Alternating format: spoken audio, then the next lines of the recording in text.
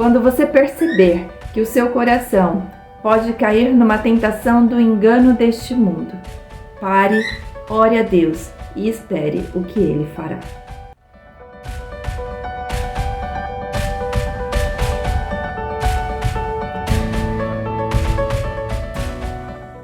Seja bem-vindo em mais um devocional, Palavra que Transforma. Estamos numa reflexão. No primeiro dia refletimos sobre a vida de Ezequiel e o povo do qual ele reinava. Um povo que estava passando por uma tentativa de engano quanto a confiar nas coisas ou confiar em Deus, que refletimos no capítulo 18 do livro de 2 Reis. E hoje, neste segundo dia, vamos falar no capítulo 19. Qual foi a reação de Ezequias quanto àquele processo que aqueles homens de Senaqueribe, que eram homens contrários aos homens de Deus, faziam? Qual é o seu comportamento, a sua decisão quando pessoas querem enganar o seu coração? Ezequias se comportou de uma forma adequada. Aprendemos com ele. No capítulo 19, diz assim no versículo 1: E aconteceu que Ezequias, que era rei do povo de Deus, tendo ouvido, onde ele ficou sabendo de todo aquele engano que aquelas pessoas, homens contrários a Deus, desejavam fazer com o povo de Deus. Rasgou as suas vestes, porque era um costume da época, quando o coração ficava em aflito, em angústias, eles rasgavam as vestes e se cobriu de pano de saco e entrou na casa do Senhor. Ou seja, ele entrou num processo de se humilhar diante de Deus, no meio de um coração angustiado por tudo aquilo que desejavam enganar o povo, dizendo que os cavalos e os cavaleiros eram muito mais potentes do que as próprias mãos do Senhor sobre uma nação no meio de uma guerra. E Ezequias então entra na casa do Senhor. Então, qual é o comportamento que você tem tido hoje diante de uma situação que você vive, onde é uma situação de angústia, uma situação tenebrosa, ou até mesmo uma situação do seu dia a dia, de afazeres dentro de casa, onde você olha e diz, não vai dar tempo de fazer nada, e você começa a se angustiar, e o seu coração começa a se enganar, ou dando ouvidos muitas vezes a pessoas dizendo que não vai dar certo. Mas o Senhor diz que as mãos estão sobre a sua causa. E com as mãos do Senhor sobre a sua causa, bons resultados virão a partir da vontade de Deus. Então eu preciso fazer o quê? Me desesperar? Ou, Senhor, estou aqui com as minhas vestes rasgadas, ou seja, com meu coração totalmente aberto a Ti, em oração, esperando a Tua resposta, esperando o Teu socorro, porque o Senhor é o meu refúgio nesta angústia. E foi isso que Ezequias fez. Ezequias era um bom homem, um bom rei.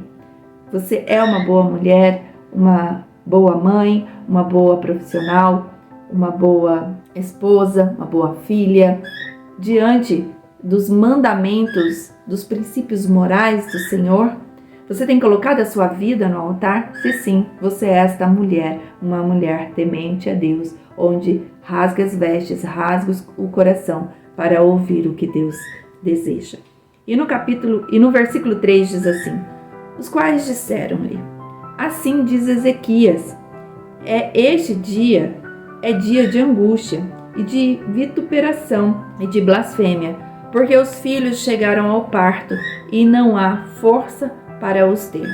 Ou seja, colocou a situação no altar, colocando a angústia daquele povo, sendo tentado pelo engano de homens maus, e ao mesmo tempo olhando para as mãos poderosas de Deus. E Ezequias coloca a situação destes homens, assim também coloca a situação de guerra, de perseguição que o povo assírio tinha para com o povo de Deus. E no versículo 5 diz assim: e os servos do rei Ezequias vieram a Isaías, o profeta. Ou seja, precisamos ir até Deus, precisamos buscá-lo. E muitas vezes o Senhor nos direciona a buscar uma pessoa de Deus para nos ajudar, para orar conosco, para nos aconselhar mas conselhos dentro da palavra de Deus, fundamentados em Deus. E no versículo 6 diz assim: Isaías, que era o profeta da época, lhe disse: Assim direis a vosso Senhor, ou seja, Ezequias, o rei da época. Assim diz o Senhor, o Deus Todo-Poderoso: Não temas as palavras que ouviste, com as quais os servos do rei da Assíria me blasfemaram. Ou seja, não se desespere com a circunstância da qual hoje você está inserida ou tem ouvido, porque o Deus, o nosso Deus, te protegerá nesta situação. Mas o nosso coração precisa estar aberto. Por quê?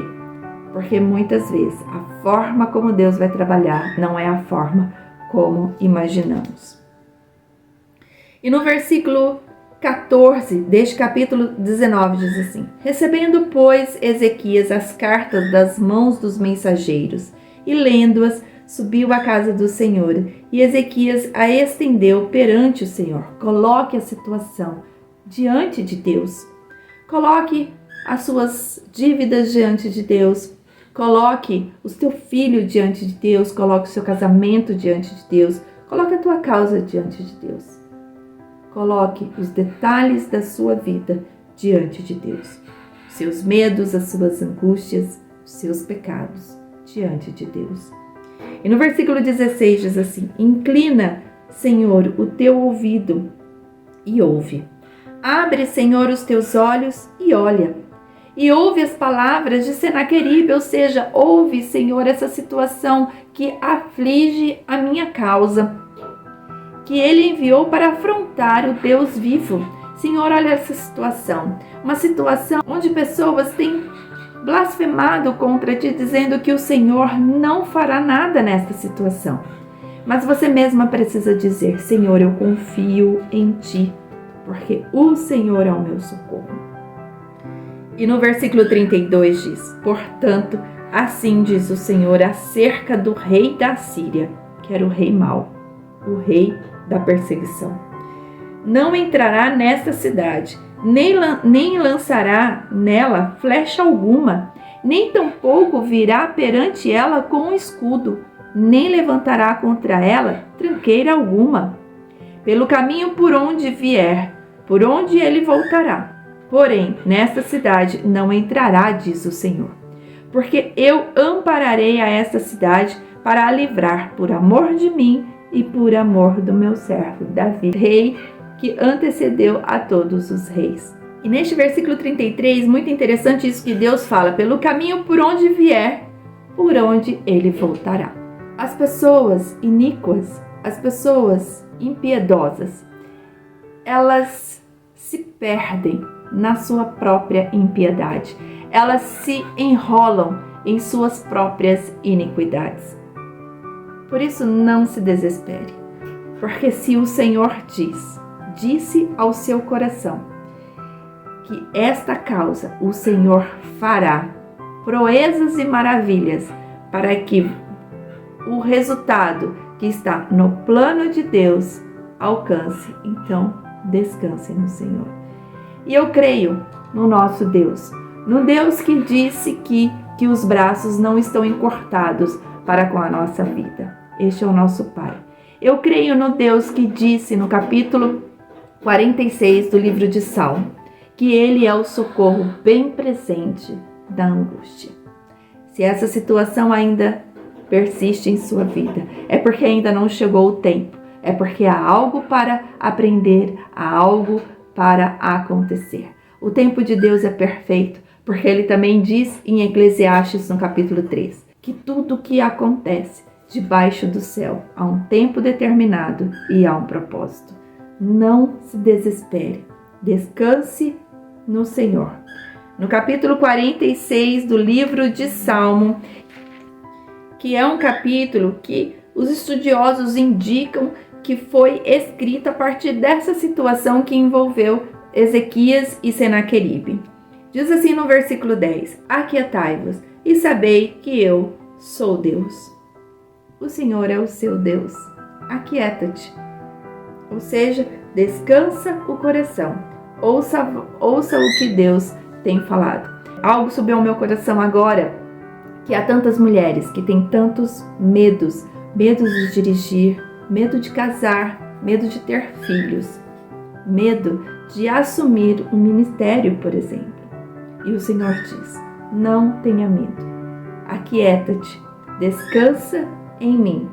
Não ouça o que o mundo diz, que hoje ter filho é extremamente complicado, que casar não vale a pena porque logo se desmancha um casamento, que o ministério é árduo, é pesado e que você não tem capacidade nenhuma para fazer o que Deus está pedindo para você fazer, que dirigir um carro é desesperador porque o mundo está acelerado demais na rua.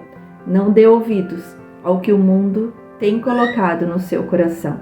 Não se engane. Por quê? Porque você serve um Deus maior. Um Deus que é o seu refúgio e a sua fortaleza. Fique na paz que o Senhor quer dar ao seu coração. E não se engane diante das ameaças deste mundo. Que Deus te abençoe em nome de Jesus. Amém.